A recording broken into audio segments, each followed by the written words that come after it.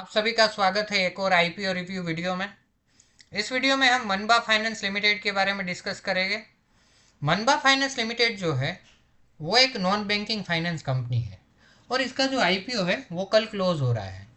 तो इस वीडियो में हम आपको एक डिसीजन बनाने में मदद करेंगे कि आपको इसमें अप्लाई करना चाहिए या अवॉइड। और या तो मैं ऐसे कहूँगा कि आपको एक वो डिसीजन लेने के पास पर मैं रख दूंगा जिससे आपको मदद मिले और आप खुद भी सोच सके कि आप क्या कर सकते हो। तो चलिए पहले कोर बिजनेस के बारे में डिस्कस कर लेते हैं। तो मनबा फाइनेंस जो है वो इस्टेब्लिश हुई थी 1998 में। इन और ये जो है मैंने जैसे अभी बताया एक नॉन बैंकिंग फाइनेंस कंपनी है जो ऑफर करती है loans to two wheelers, three wheelers, electric two wheelers और इलेक्ट्रिक थ्री व्हीलर्स को। तो ये हो गया इनका कोर बिजनेस। इसके अलावा ये used car, small business loans और पर्सनल लोन्स भी प्रोवाइड करती है। कंपनी जो है वो मेनली टारगेट करती है एम्प्लॉयज़ को और सेल्फ एम्प्लॉयड को। और कंपनी जो है उनका ऑन रोड प्राइस का 85% तक की जो प्राइस होती है उसको फाइनेंस करने का टिपिकली प्लान रहता है। कंपनी का अगर प्रेजेंस देखा जाए तो वो अर्बन, सेमी अर्बन और मेट्रोपॉलिटन सिटीज़ में है। कंपनी ने अब तक में 1100 डीलर्स के साथ रिलेशनशिप की हुई है। उसमें से 190 ईवी डीलर्स जो है वो महाराष्ट्र, गुजरात, राजस्थान, छत्तीसगढ़, एमपी और यूपी में है। कंपनी के पास अब तक में 1344 एम्प्लॉयज़ है। तो ये हो गए कंपनी का कोर बिजनेस और उनकी डिटेल्स। अभी हम कंपनी के फाइनेंशियल्स देख लेते हैं।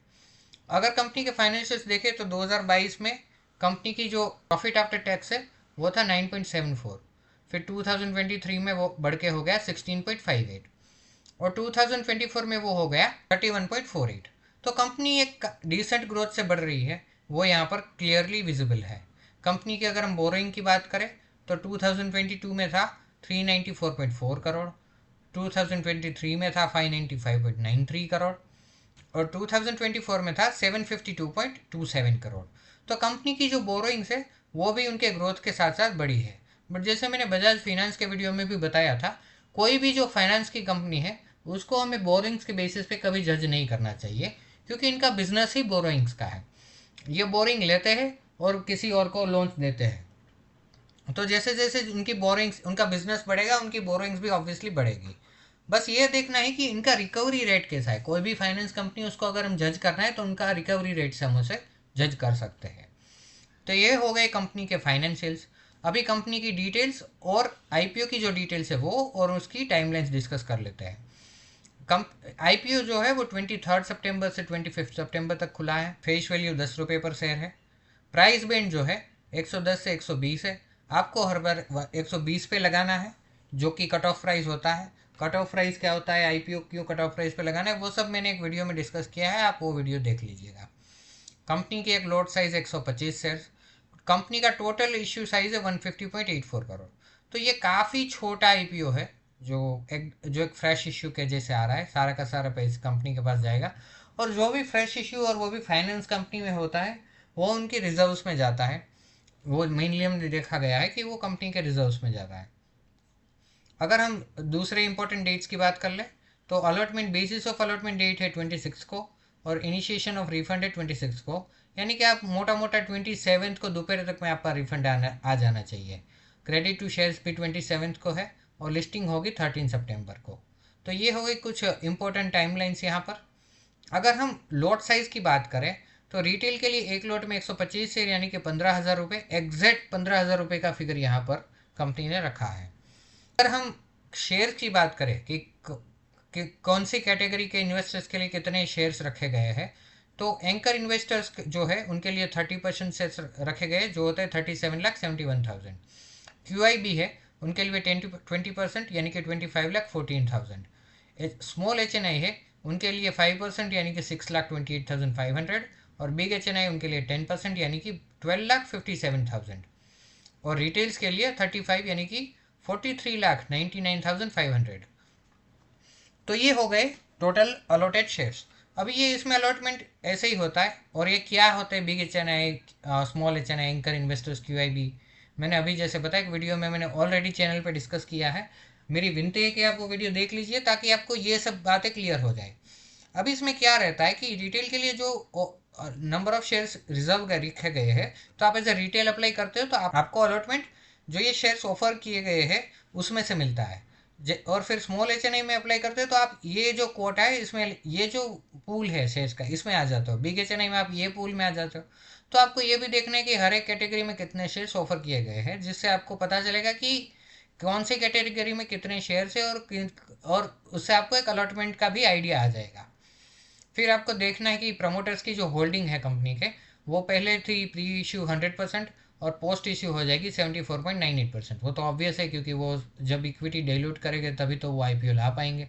तो ये कुछ इंपॉर्टेंट अपडेट्स थे इसके आईपीओ के डिटेल्स के बारे में। अभी हम कुछ इनके एंकर इन्वेस्टर्स को भी देख लेते हैं।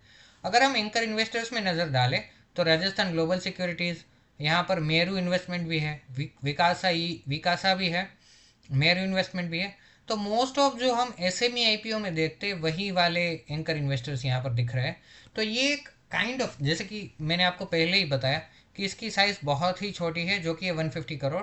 तो काइंड ऑफ एसएमई आईपीओ जो पता नहीं मेन बोर्ड में, अब सेबी ने अप्रूव कर दिया है तो ये मेन बोर्ड में आ गया है।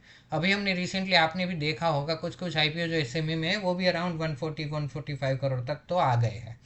बट ठीक है, तो यही सब है जो एसएमई में अप्लाई करते हैं, वही सब यहाँ पर मेन बोर्ड में भी आ गए हैं। और यही सब लोग जो है वो क्यूआईबी में भी अप्लाई करेंगे। तो क्योंकि क्यूआईबी में क्यों अप्लाई करेंगे, क्योंकि उसमें लॉक इन नहीं होता है। अगर ये as a anchor investor lock in anchor investor apply करते हैं तो उन्हें लॉक इन झेलना पड़ता है, जो हमने डिस्कस किया है। और मैं आपको यहाँ पर दिखाऊंगा अभी वो लॉक इन। और यही सब जो है वो क्यूआईबी में भी अप्लाई करेंगे, ताकि वो मतलब बैलेंस आउट कर सके। आगे अभी अगर मैं आपको दिखाऊँ कि एंकर इन्वेस्टर्स का जो लॉक इन है वो यहाँ पर है, देखिए। तो 50%, अगर आप यहाँ पर देख लीजिए, एंकर लॉक इन पीरियड जो है वो 50% शेयर्स 30 डेज के लिए लॉक रहेंगे, और फिर another lock in period will be 90 days. तो जो रिमेनिंग शेयर्स हो गए दूसरे 50%, उनके लिए लॉक इन है 90 डेज।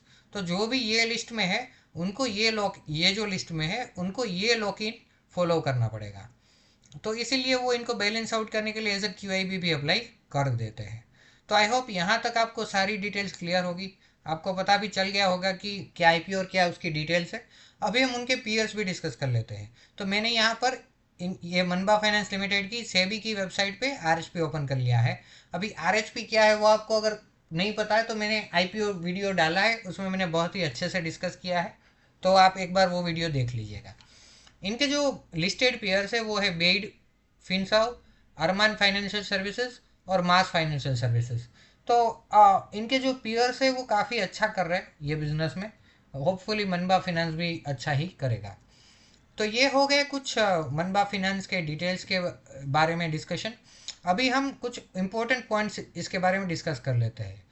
तो इस सेक्शन में हम देखेंगे मनबा फाइनेंस आईपीओ के जीएमपी और सब्सक्रिप्शन फिगर के बारे में, और आपको अप्लाई करना चाहिए नहीं, या तो और मेरा क्या व्यू है इसके बारे में।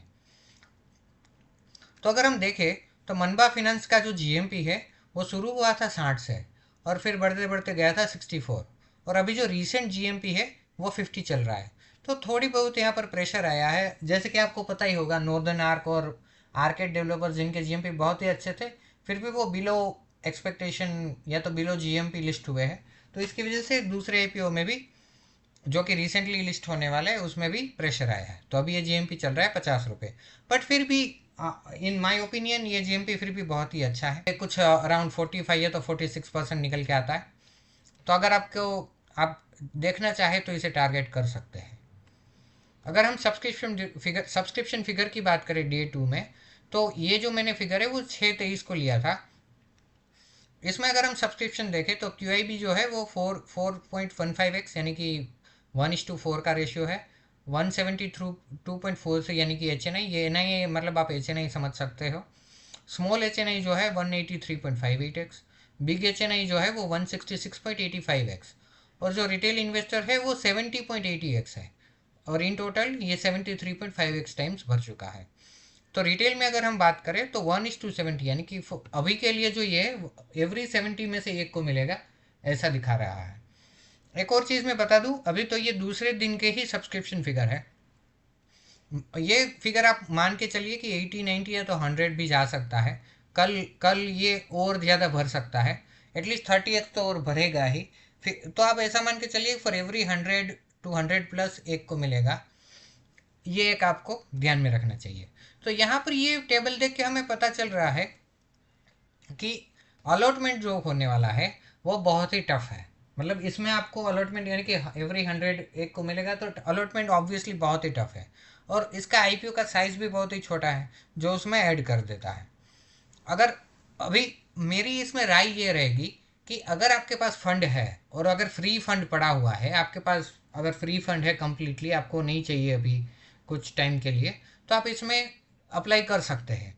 आप लक आजमा सकते हैं, क्या पता भले ही टफ अलॉटमेंट चांसेस है फिर भी मिल सकता है। ऐसा तो नहीं कि अगर, तो इसमें ऐसा है कि अगर हम ट्राई करेंगे तो मिलेगा, अगर हम अप्लाई ही नहीं करेंगे तो मिलेगा ही नहीं। तो ऐसी स्ट्रेटेजी है।